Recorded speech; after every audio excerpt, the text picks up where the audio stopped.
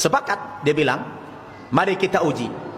Dari dua kitab suci, Al-Quran dan Injil, yang mana yang 100% wahyu Allah, perkataan Tuhan? Yang mana? Coba buka kitab sucimu, sudah nyata-nyata tertulis di situ, Injil karangan Matius, Injil karangan Lukas, Injil karangan Markus, Injil karangan Yohanes. Ini Alkitab cetakan yang lama dulu, tahun 60-an, masih ada tulisan Injil karangan. Kalau yang sekarang dibuang. Kenapa? Khawatir mereka ketahuan kekurangannya. Oh, karangan ternyata gitu. Dibuang istilah karangan itu.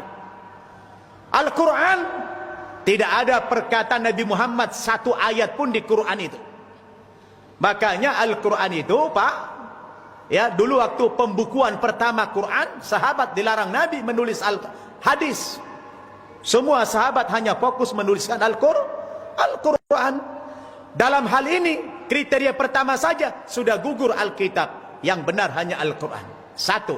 Yang kedua, ciri kitab suci yang benar itu saya bilang, sejatinya kitab suci itu ditulis pada zaman ketika Al-Quran, kitab itu sedang turun atas perintah dan konfirmasi sang yang menerima wahyu itu. Al-Quran kapan ditulis? Al-Quran ditulis ketika Nabi Muhammad masih hidup, ketika wahyu sedang turun. Karena Nabi Muhammad itu buta huruf, tidak pernah sekolah, tidak bisa baca, tidak bisa nulis. Gelarnya bukan profesor, bukan doktor. Gelar Muhammad di Quran adalah ummi. Apa? Ummi, artinya buta huruf. Alladzina yattabi'una ar-rasulan nabiyyal ummi. Surat Al-A'raf ayat 157. Nabi Muhammad gelarnya adalah ummi, buta huruf. Orang nanya saya, abang saya yang Kristen nanya saya, Dek, katanya Nabi kalian itu buta huruf, tidak bisa baca, tidak bisa nulis. Benar apa tidak? Benar bang, saya bilang. Loh, kamu kenapa mau ikut Nabi yang buta huruf? Ntar dulu bang, saya bilang. Nabi kami itu memang buta huruf karena tidak pernah sekolah. Tapi Anda jangan salah bang. Nabi kami meskipun buta huruf bukan berarti bodoh. Nabi kami cerdas, maka gelarnya Fatona. Salah satu sifat Nabi Fatona, orang yang memiliki kecerdasan yang luar biasa.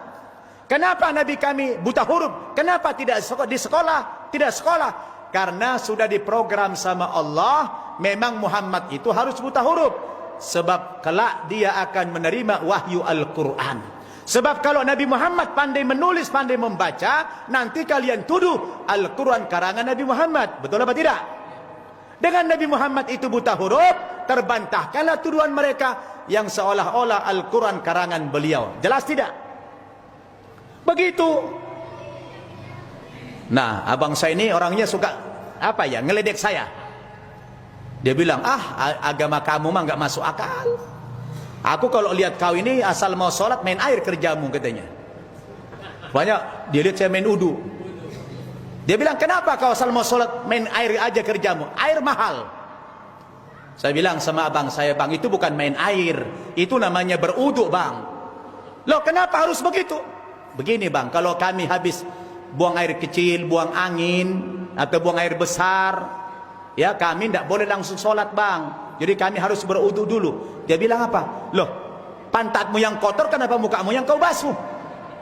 Kata abang saya. Nah, saya tidak mau kalah dengan abang saya. Karena dia nyerang saya pakai logika begitu, saya serang balik dia. Saya nggak boleh marah, karena dia belum tahu. Saya bilang, mak bang, abang itu kalau sakit mata, yang disuntik mata atau pantat abang, saya bilang. Betul? Mata atau pantat disuntik?